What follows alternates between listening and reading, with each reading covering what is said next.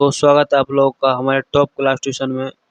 दोस्तों आज फिर आप लोगों के साथ आए हैं एक नए से सेशन के साथ। इसमें आप लोगों के लिए क्लास ये 11 होने वाला है। अगर आप लोग ने इससे पहले 10 क्लास मैंने करवाया है, अगर आप लोग ये 10 क्लास नहीं देखे हैं जीके जीएस का, तो जा कर के जीके जीएस का ये 10 का 10 क्लास आप लोग ज़रूर देख सकते हैं। और आई होप ये जो 11 सेशन है हमारा अभी जो हम कराने जा रहे हैं, ये बहुत ही वेरी वेरी इम्पोर्टेंट टाइप का क्वेश्चन हमने लाया है। बहुत ही इम्पोर्टेंट क्वेश्चन है ये। अगर आप लोग कंपटीशन का कोई भी तैयारी कर रहे हैं, किसी भी कंपटीशन एग्ज़ाम की तैयारी कर रहे हैं, चाहे वो एनटीपीसी का हो, एसएससी का हो, बीपीएससी का हो, ग्रुप डी का हो, बिहार पुलिस का हो, एनीबॉडी किसी भी कंपटीशन एग्ज़ाम का तैयारी कर रहे हैं, तो आप लोग हमारे साथ ज़रूर जुड़ जाइए। और प्रत्येक दिन आप लोग के लिए 25 क्वेश्चन का हम सेट लाते हैं, और ये 25 का 25 क्वेश्चन वीवीआई क्वेश्चन होता है। तो आप लोग हमारे साथ ज़रूर लास्ट तक बने रहिए। और हाँ दोस्तों, एक बात और आप लोगों को मैं शेयर करना चाहता हूँ कि अगर आप लोगों को हमारे इस क्लास की फ्री पीडीएफ चाहिए, हमारे क्लास की अगर फ्री पीडीएफ चाहिए तो आप लोग को हम फ्री पीडीएफ देंगे। और इसके लिए हमने एक प्रोसेस मैं आप लोग को बताऊंगा कि आप लोग को फ्री पीडीएफ कैसे मिलेगा। तो आप लोग वो प्रोसेस आप लोग को हम लास्ट में बताएंगे।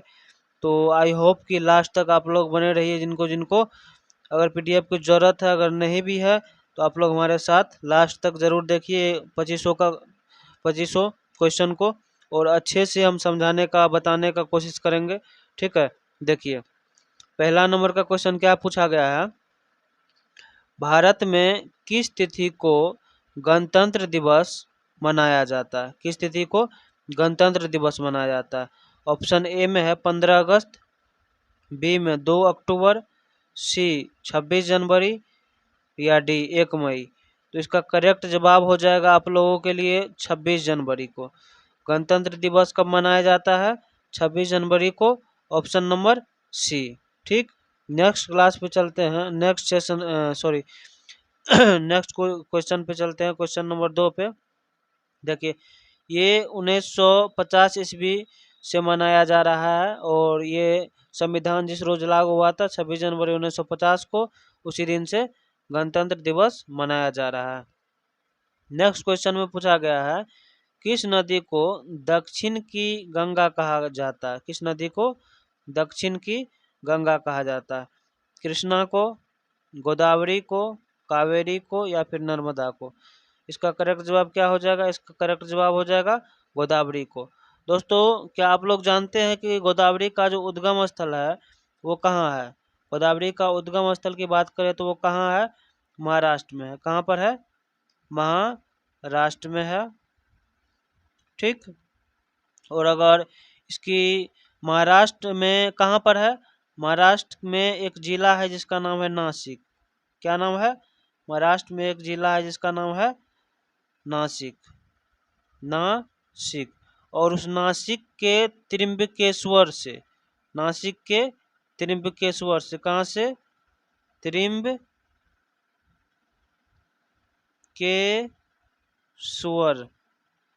त्रिम्बकेश्वर से ये गोदावरी नदी निकलती है। और अगर इसका मुहाना की बात करें तो मुहाना इसका कहाँ हो जाएगा? बे ऑफ बंगाल, मतलब बंगाल की खाड़ी इसका मुहाना, जहाँ पर जाकर के ये मिल जाती है नदी, मतलब निकलती है त्रिम्बकेश्वर से। महाराष्ट्र के नासिक जिले में एक त्रिम्बकेश्वर नामक स्थान है। ठीक है, वहाँ से निकलती है ये, और जाकर के कहाँ मिल जाती है? बंगाल की खाड़ी में गोदावरी नदी। इसको किस नाम से जाना जाता है? दक्षिण की गंगा के भी नाम से जाना जाता है। तो आई होप दोस्तों ये सेशन आप लोगों को अच्छा लग रहा होगा। हम एक क्वेश्चन में कई क्वेश्चन को हम समझाने का कोशिश करते हैं, और कई सारे जो है पॉइंट्स को बताने का कोशिश करते हैं। तो अगर आप लोग को ये सेशन अच्छा लगेगा या लग रहा होगा तो हमारे चैनल को सब्सक्राइब जरूर कर दीजिएगा, क्योंकि हमने मेहनत किया है इस पर, और आप लोगों के लिए हमने कई जगहों से इनको ढूंढ करके लाया है क्वेश्चन को। तो इसीलिए आप लोग हमारे मोटिवेशन के लिए, हमारे मेहनत के लिए एक लाइक और एक सब्सक्राइब तो बनता है दोस्तों। देखिए 3 नंबर में क्या पूछा गया है कि भारत में किस प्रकार की सरकार है, भारत में किस प्रकार की सरकार है, राजतंत्र, लोकतंत्र, तानाशाही या सामंतशाही। तो भारत में जो अभी हमारे वर्तमान समय में भी और जब से हमारा देश आज़ाद हुआ है तब से भी हमारे देश में किस तरह की सरकार है, तो हमारे देश में लोकतंत्र सरकार है। कौन सी सरकार है, लोकतंत्र सरकार है। लोकतंत्र का मतलब जिसमें दोस्तों मतलब लोगों की मत से सरकार चुना जाता है, वही लोकतंत्र होता है। ठीक है, लोगों की मत से मतलब वोटों से सरकार चुना जाता है, वही लोकतंत्र होता है। कृत्रिम उपग्रह, कौन सा उपग्रह, कृत्रिम उपग्रह का प्रयोग किस क्षेत्र में नहीं होता है, मौसम पूर्वानुमान, मतलब मौसम का पूर्वानुमान लगाने में कृत्रिम उपग्रह का प्रयोग नहीं होता है, होता है, बिल्कुल होता है। संचार में बिल्कुल होता है, कृषि में बिल्कुल होता है, लेकिन भूमि खरीदने में कृत्रिम उपग्रह का कोई काम नहीं है। एक आदमी दूसरे आदमी को बेच दिया, उसमें कोई खरीद बिक्री में कृत्रिम उपग्रह का कोई जरूरत ही नहीं है अभी तक। नेक्स्ट क्वेश्चन पूछा गया है, कौन सी गैस जलने के लिए आवश्यक है, oxygen, nitrogen, hydrogen, carbon dioxide. तो जलने के लिए कौन सी गैस उपयोगी है, ऑक्सीजन, और आग बुझाने के लिए कार्बन डाइऑक्साइड। आग बुझाने के लिए, आग को डिस्टर्ब करने के लिए, ठीक है, बुझाने के लिए कौन सी गैस आवश्यक है, कार्बन डाइऑक्साइड। और जलने के लिए कौन सी गैस जरूरत है, जलने के लिए कौन सी गैस चाहिए, तो वो ऑक्सीजन चाहिए। ठीक है, और हाइड्रोजन की बात करें तो ये सबसे हल्का गैस होता है, ये हाइड्रोजन सबसे हल्का गैस होता है उसका। और इसका अगर परमाणु संख्या की बात करें तो ये एक होता है, परमाणु संख्या एक होता है। ठीक, 6 नंबर के क्वेश्चन में आते हैं। इसमें देखिए क्या आया है, भारत की सबसे लंबी रेल सुरंग कौन सी है, कौन सी सुरंग, रेल सुरंग की बात किया गया। यहाँ देखिए रेल सुरंग की बात किया गया, कौन सी है, कोकन टनल, चेनानी, नासरी, पीर पंजाल टनल, अटल टनल। सबसे लंबी रेल सुरंग कौन सी है, इसका सही जवाब हो जाएगा पीर पंजाल टनल, पीर पंजाल टनल। ठीक है, आप लोग को कमेंट में बताना है कि ये टनल कहाँ पे है, ठीक है, कौन से राज्य में। भारत छोड़ो आंदोलन की शुरुआत कहाँ से हुई थी, दिल्ली से, अहमदाबाद से, मुंबई से या पटना से। तो ये हुई थी मुंबई से, पहले इसको बम्बई कहा जाता था और अभी मुंबई कहा जाता है। मुंबई से भारत छोड़ो आंदोलन की शुरुआत हुई थी और ये कब हुई थी, 8 अगस्त को, 8 अगस्त 1942 ईस्वी को शुरुआत हुई थी। और दोस्तों ये एक मैदान है, ठीक है, उस मैदान में महात्मा गांधी ने, उसी मैदान में महात्मा गांधी ने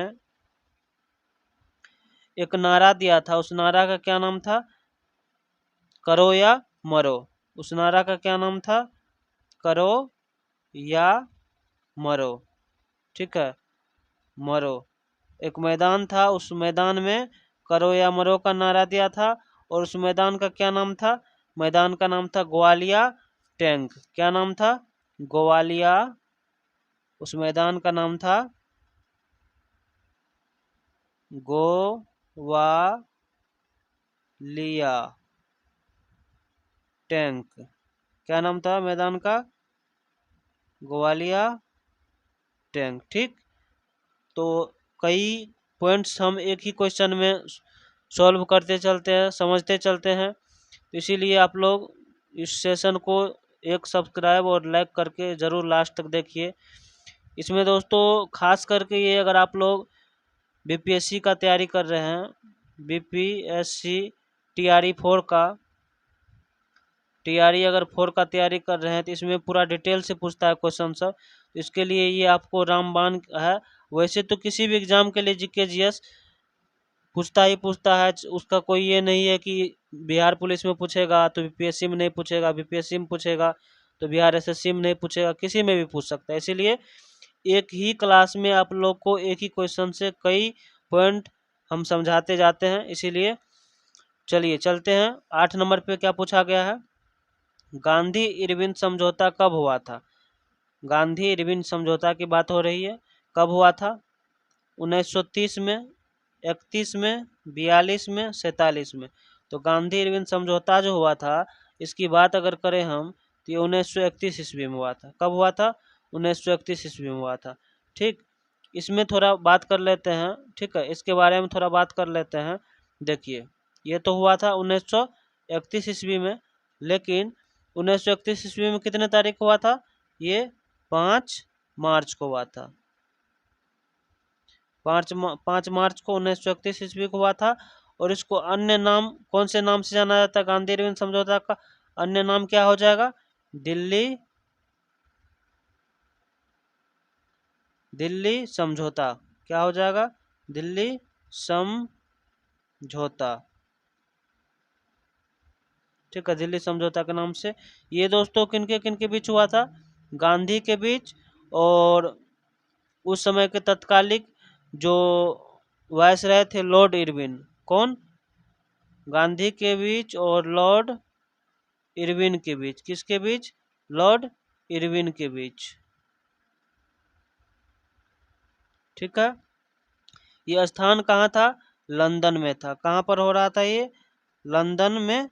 ये लंदन में हो रहा था। दूसरे गोलमेज सम्मेलन से पहले हुआ था ये। दूसरा जो गोलमेज सम्मेलन हुआ था उससे पहले हुआ था। 5 मार्च 1931 को गांधी इरविन समझौता किसके किसके बीच, लॉर्ड इरविन के बीच और महात्मा गांधी के बीच। कहाँ पर, इसका इसका अन्य नाम क्या है, दिल्ली समझौता। ठीक है, दिल्ली समझौता भी अगर आएगा तो आप लोग को कंफ्यूज नहीं करना है। ठीक है, नेक्स्ट क्वेश्चन देखिए, 9 नंबर का क्वेश्चन में पूछा गया है, ध्यान से देखिए 9 नंबर का क्वेश्चन, कि हीराकुंड डैम किस नदी पर बना है। हीराकुंड डैम जो है किस नदी पर है, गंगा, महानदी, कृष्णा, गोदावरी। तो हीराकुंड डैम की बात करें तो ये महानदी पर बनी हुई। कहाँ पर, महानदी पर बनी हुई है। भारतीय संविधान को पूरी तरह अपनाया गया था कब, 15 अगस्त 1947 को, 26 जनवरी 1950 को, 26 नवंबर 1949 को, 9 दिसंबर 1946 को। दोस्तों अपनाने की बात हो रही है, अपनाया गया था, कब अपनाया गया था, तो 26 नवंबर 1949 को। यही अगर लागू करने की बात कहा जाता तो लागू करने में क्या हो जाता, 26 लागू करने की अगर बात करता तो ये 26 जनवरी 1950 हो जाता। ठीक है दोस्तों, इसके बारे में भी कुछ फैक्ट्स जान लेते हैं, कुछ पॉइंट्स जान लेते हैं। ठीक है, ये लागू हुआ था कब, 26 जनवरी 1950 ईस्वी को। ठीक है, और इसका जो मसौदा तैयार किया था बी आर अम्बेडकर का प्रारूप समिति किया था, ये आप लोग को पता होना चाहिए। ठीक है, और इसका पहली बैठक जो हुआ था कितने तारीख को हुआ था, कौन से ईस्वी में हुआ था, ये भी बताइए। पहली बैठक जो हुआ था भारतीय संविधान का पहली बैठक कब हुआ था, 9 दिसंबर 1946 ईस्वी को हुआ था। कब हुआ था, 9 दिसंबर 1946 ईस्वी को हुआ था। और इस बैठक में कितने सदस्य भाग लिया था, 205। एक एक पॉइंट बहुत ही महत्वपूर्ण है आप लोगों के लिए। ठीक है, तो इसीलिए आप लोग अगर हो सके तो एक नोटबुक लेकर के, एक कॉपी लेकर के बैठिए और इस प्रत्येक पॉइंट को नोट करते चलिए। देखिए एक ही क्वेश्चन में कितना हो गया आप लोगों को, कि पूछा गया था एक क्वेश्चन कि भारतीय संविधान को पूरी तरह अपनाया गया था, तो कब अपनाया गया था, उसका आंसर तो आप लोग हो गया 26 नवंबर 1950 को। लेकिन उसके साथ साथ हमने क्या बताया कि 26 जनवरी 1950 को ये लागू हुआ था। ठीक है, और पहली जो बैठक हुई थी 9 दिसंबर 1946 को हुई थी। और इस बैठक में जो सदस्य भाग लिया था, 205 सदस्य भाग लिया था। ठीक है, कितना सदस्य, 205। और इसका जो मसौदा तैयार किया था, कौन किया था, बी आर अम्बेडकर। कौन किया था, बी आर अम्बेडकर। ठीक है, बी आर अम्बेडकर। ठीक, मतलब कौन, बी आर अम्बेडकर मतलब कौन, भीमराव अम्बेडकर। माउंट एवरेस्ट को नेपाल में किस नाम से जाना जाता है, धौलागिरी, अन्नपूर्णा, सागरमाथा, कंचनजंगा। तो इसको सागरमाथा के नाम से नेपाल में जाना जाता है। किसके नाम से? सागरमाथा के। मतलब इसका अर्थ क्या होता है? सागरमाथा का अर्थ क्या होता है? इसका अर्थ होता है स्वर्ग। क्या बोल सकते हैं इसका अर्थ?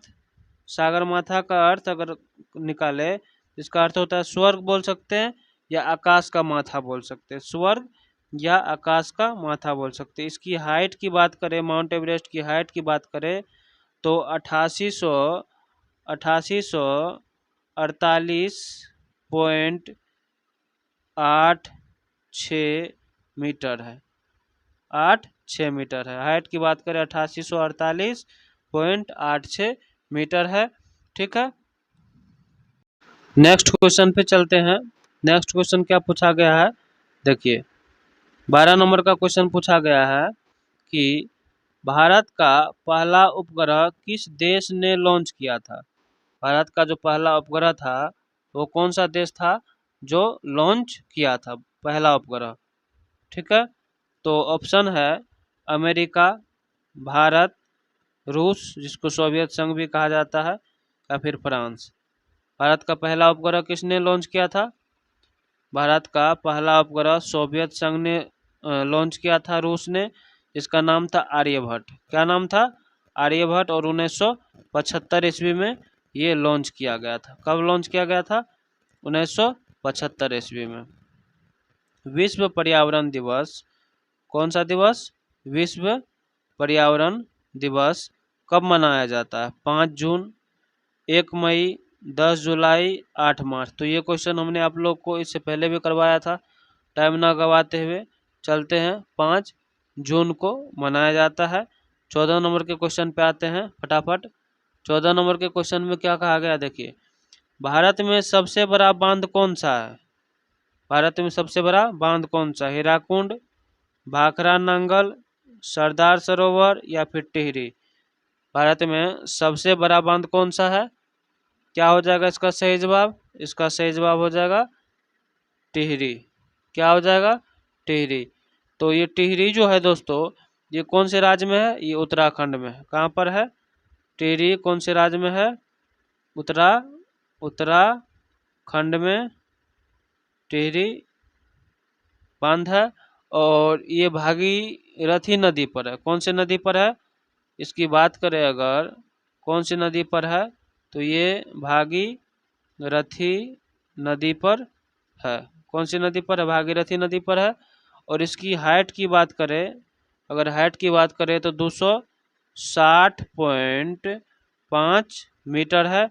और इसके बाद दोस्तों इसके बारे में एक और फैक्ट आप लोग को बताना चाहते हैं कि दुनिया का सबसे ऊंचा बांध के नामों से भी जाना जाता है, और है भी रियल में भी दुनिया का सबसे ऊंचा हाईएस्ट,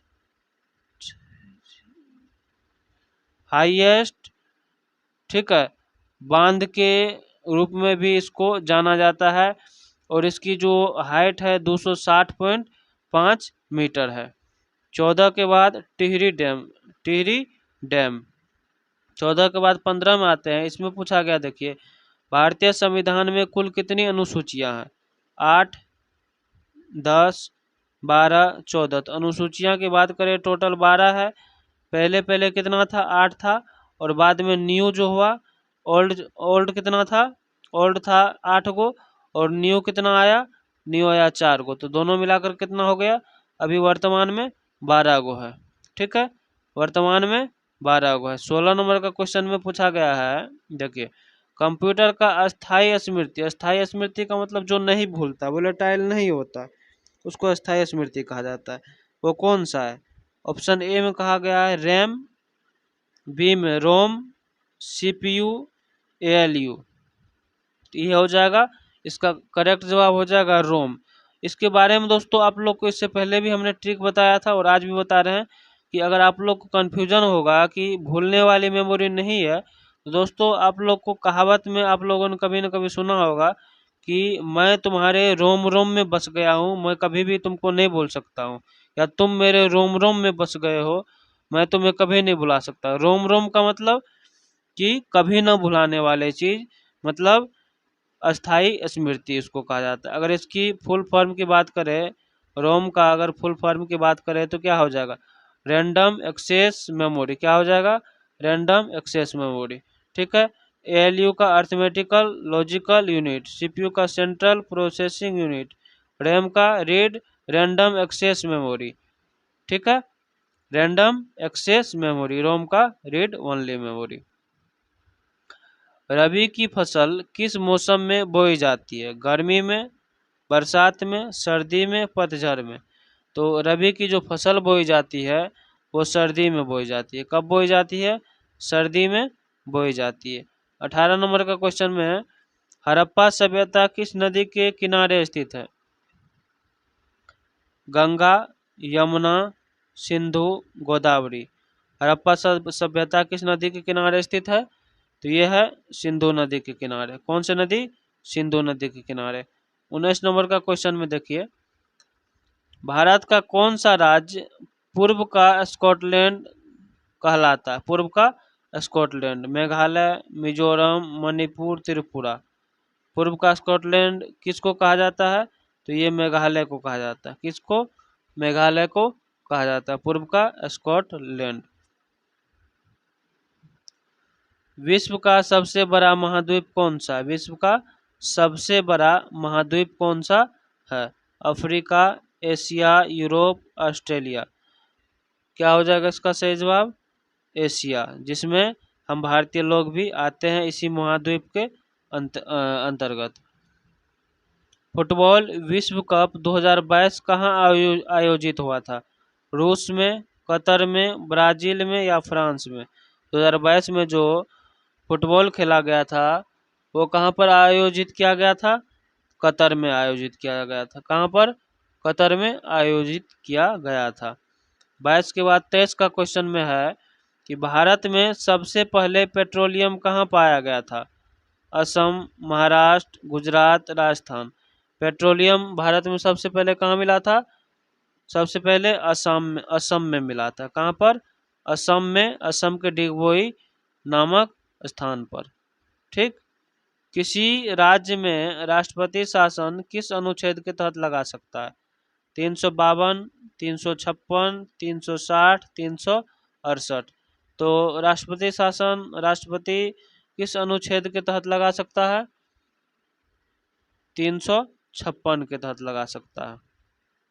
24 में पूछा गया है कि अशोक स्तंभ को भारत ने कहाँ से लिया था, मतलब भारत में जो अशोक स्तंभ अपनाया गया था शुरुआती दौर में, तो वो कहाँ से लिया गया था, सारनाथ से, लुम्बिनी से, सांची से या फिर गया से।